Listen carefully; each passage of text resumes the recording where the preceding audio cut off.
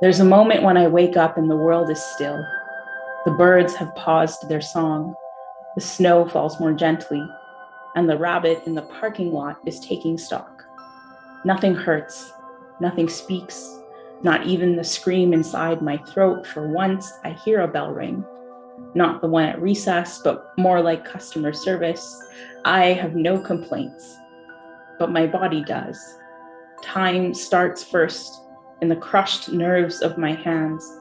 My lungs breathe halfway and give up, and blood burns off another unit of insulin in the time it takes to remember that silence is an absence. Grief has a sound, and it is awfully similar to my grandmother fracturing her bones, or the noise my skin makes when my 4mm needles break it. Last week, the nurse told me I had thick skin as he drew blood for a second time from the sides of my hands. Anniversaries are hard because this year we will honor my uncle in prayer. And last year we cried for the world, but at home we only mourned losing our jobs. A truck honks as it drives by. There is no silence in its sound as it screams in my face at the grocery store and the parking lot of my home where the rabbit is long gone.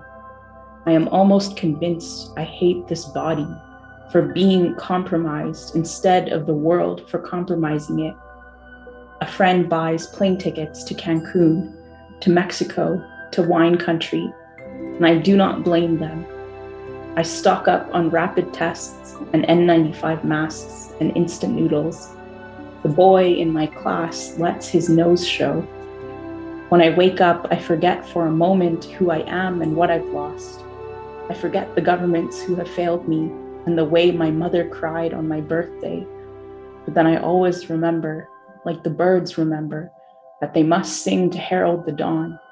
For what a dawn it is to remain alive. That is a little bit of reading Magpie from Nisha Patel, one of her poems. She is a remarkable artist, and she will debut a series of spoken word poems and music that weaves her experiences as a disabled artist together. She's got a show at the Lorne Cardinal Theatre in the Roxy, and that takes place, 3 nights actually, starting June 2nd at 6:30 p.m. Nisha Patel's one-woman show is called The Fate Worse Than Death, and it's her premiere from this acclaimed poet who's won all kinds of awards in slam categories and for her incredible no punches pulled writing about what it's like to be a queer disabled artist. Well, I could talk on and I could give you the bio of Nisha Patel and go on and on forever, but what's the point of that? Why don't I just invite her on the air with me? Good afternoon. Thanks a lot for joining me this afternoon. Nisha, it's a pleasure to have you here. Thank you. Now, you've been a poet laureate. You've won slam competitions. The show you're preparing for NEXTfest uses music, from what I hear, and storytelling interwoven together. What's your happy place? Being on stage, would you say, or being at your desk?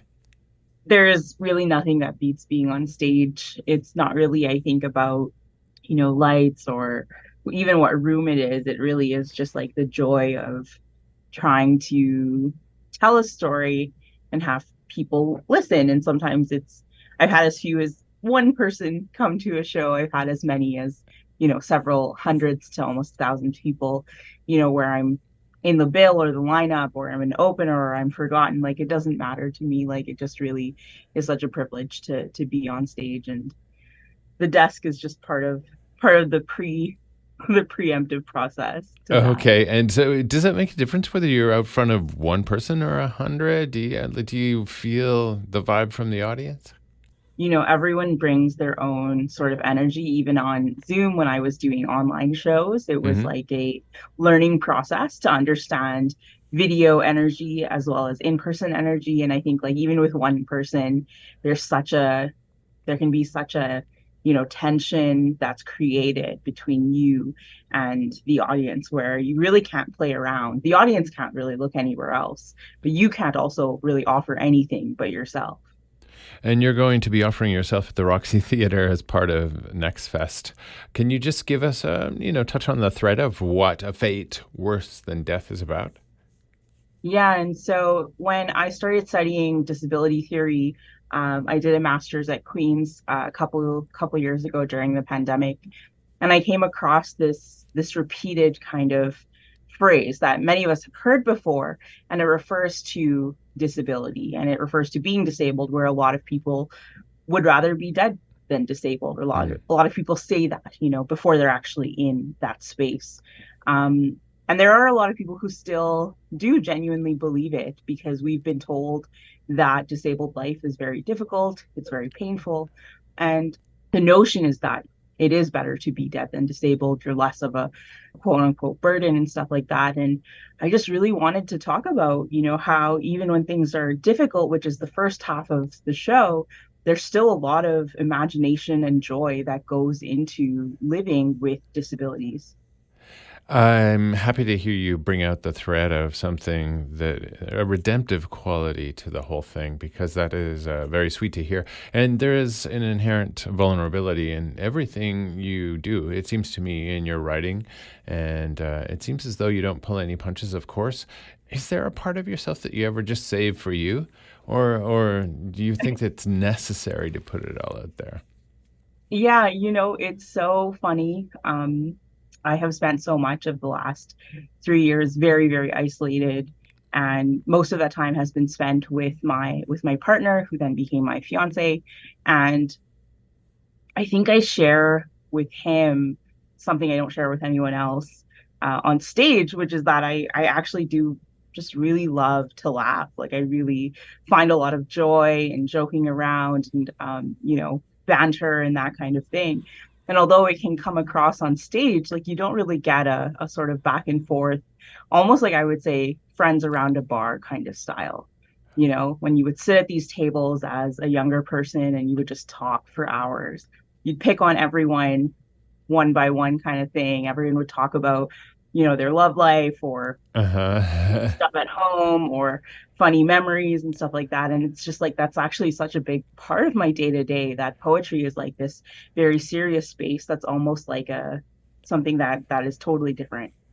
And does the day-to-day fuse, does it find its way into your show in this case Yeah, as a I fate worse think than it death? does, Yeah? Yeah, especially trying to write more about joy. And like, I feel like there's so much on the internet about all the things that make me angry. And lately I've been trying to write about the vulnerability of stuff just like love and passion and stuff like that. And that is, I think, the harder stuff. Everyone can be angry, and I do find anger as like productive and useful to writing, but it is much harder to write about love in a way that moves people. I love the fact that you're painting a very complex picture of your situation stepping on stage, and it's full of all kinds of depth and fired up by every kind of emotion there is in the book, and a real varied palette, like a huge palette of different emotions.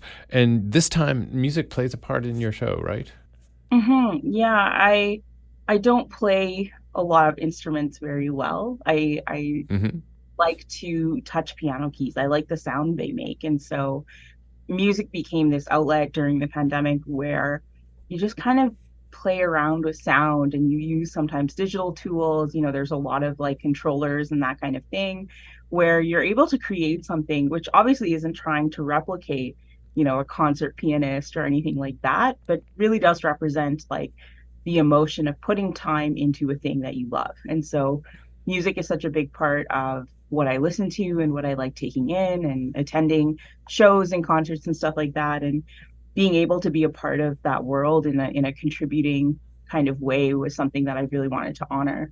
Well, I'm honored to have you here this afternoon. Thanks for taking the time to chat with me on Thoroughfare. And I just speaking of music, can I play a song for you just to go out of our chat? Of course, yeah. Do you have a request? Right now I've been listening to quite a lot of Mitski, Oh, who is, great. of course, like a indie pop star. Yeah. A lot of my friends who are in underground and local bands started producing cassettes again, so I actually don't know if any of their stuff is still online. That's But funny. yeah, you can play any Mitski right now, just because there's something sad about that going on that I vibe with.